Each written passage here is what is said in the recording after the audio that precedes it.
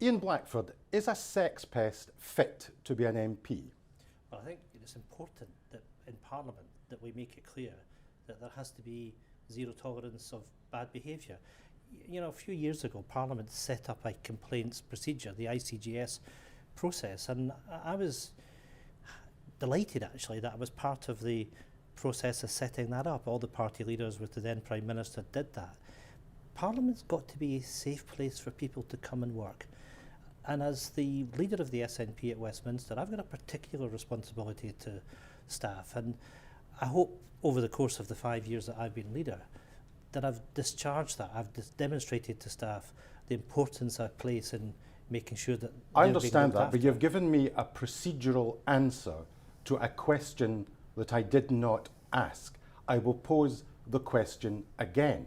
Is it permissible for a sex pest to be a Member of Parliament? But what's important, Bernard, is that there is due process that takes place. There is a due independent process. And it has taken place, and there's been a 2-day suspension. And it's found, well, let me run. No, let's not go back over the procedure. I'm not going over the procedure. Answer my question. I'm answering the question. Is it permissible for a sex pest to be an MP? Yes or no? Well, the simple fact of the matter is, under the process, Patrick Grady was found guilty of inappropriate behaviour, and he was suspended from Parliament for 2 days. That was a decision that Parliament took. I uphold the decisions of that parliamentary process. I'm not asking you about the parliamentary process. I'm asking you, as the leader of the SNP, is it permissible for a sex pest to be a Member of Parliament? Yes or no? Patrick Grady was found guilty and has led to a suspension of him from Parliament for 2 days. So the answer to my question is that yes, it is permissible. No, what I'm saying is, but there has to be due process in all of this. There has been due process. And Patrick Grady was found guilty under that process and was dealt with and suspended from Parliament. He was suspended by the SNP. That's a decision that the SNP... Well, let me pose the question another way. Why don't you kick him out? Well, because at the end of the day, the discipline within the SNP happens through a number of ways. It happens through actions taken by the SNP group. It can be actions taken by the SNP headquarters. And the decision that was taken on a proportionate basis, given a 2-day suspension by Parliament, that Patrick Grady would be suspended for a week. Now, it's up to Patrick Grady to reflect on his behaviour and where he goes from that. But the SNP rightly took the decision on the basis of the suspension from Parliament that the SNP would suspend Patrick Grady. And you're quite happy with an individual sitting alongside you as a colleague, accepting the SNP whip, knowing the conduct that he's been found guilty of. That makes you feel comfortable. Let me say first and foremost, I've got a duty to all staff, and I've got a duty to any staff that comes forward. How did you discharge that obligation to the individual who made the complaint?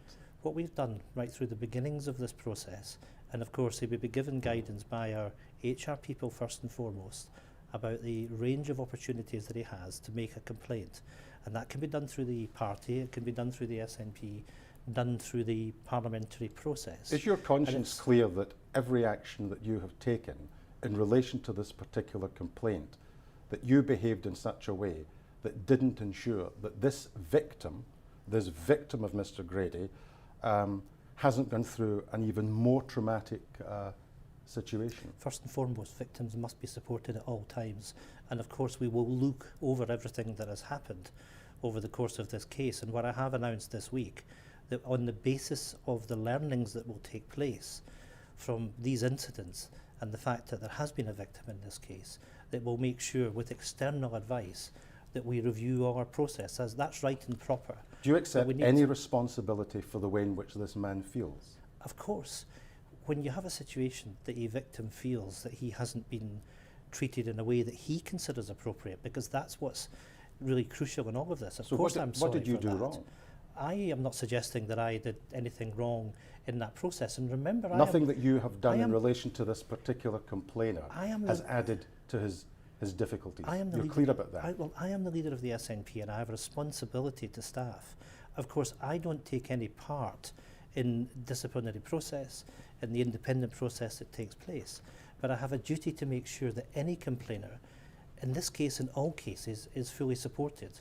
I believe that I've done that, but I will, of course, as SNP Westminster leader, see what learnings have to come out of this. The First Minister has indicated that she will be happy to meet the complainer. We've reached the end of a process today, and it's important to put on record that that process, the parliamentary process, has only ended today. It wouldn't have been appropriate for me to meet with the complainer in the interim period. I'm happy to do that. Given now what you said slightly hear earlier what in this he has interview to in say. relation to Mr Grady, do you think that Mr Grady should consider his position as a Member of Parliament?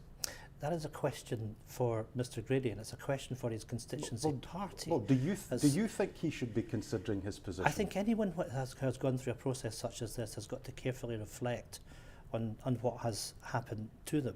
You know, we talk about duty of care, and I have a duty of care to the complainant, all staff. I take that with the utmost seriousness, and I want to make sure that we have. Why does the complainant not accept your apology? Well, look, I've said that I will sit down. I will sit down and I'll take external advice. Why does it feel like that? What we need to do. Why does it feel like that? At the end of the day, it's important that feelings of any complainer in this are of the utmost importance, and that's why I'm indicating. Everybody has to get behind Mr Grady, though. That was your words at the parliamentary group meeting. Well, what has to happen is that we need to make sure that we give pastoral support to, in the first instance, to the complainer. But I have a duty of care to everybody through this process. Who's more important in this process, the complainer or Mr Grady? Oh, it has to be absolutely the case that the complainer is of primary importance. So why did you tell the parliamentary process. group that you had to get behind Mr Grady? Well, of course, I was responding to a question that was put to me about the procedures that the party had put in place. And what was an internal party meeting?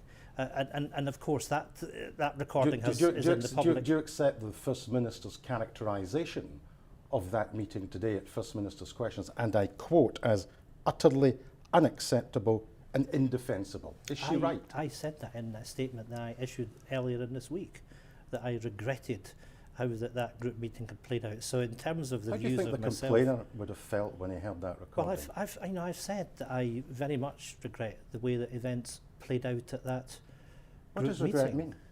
Well, there's a statement I put out earlier in the week. Do you accept personal responsibility that your conduct in this matter could actually have increased the pressure on this man? My personal responsibility is to make sure there is full pastoral support for the complainer. That's what I've been determined to do right from the start of that process, and that's something that I absolutely commit myself to today. 2 SNP ministers resigned because of inappropriate text messages, and they ultimately paid for those text messages with their careers. This did not involve texting, this involves touching, and yet his career's fine. No, Explain that to me. I'm not suggesting any such thing, and I think it is important that in our public life that people are held to high standards. There is an independent process. You could hold him to a high standard and simply withdraw the whip and make it clear to him that he will no longer be representing the SNP.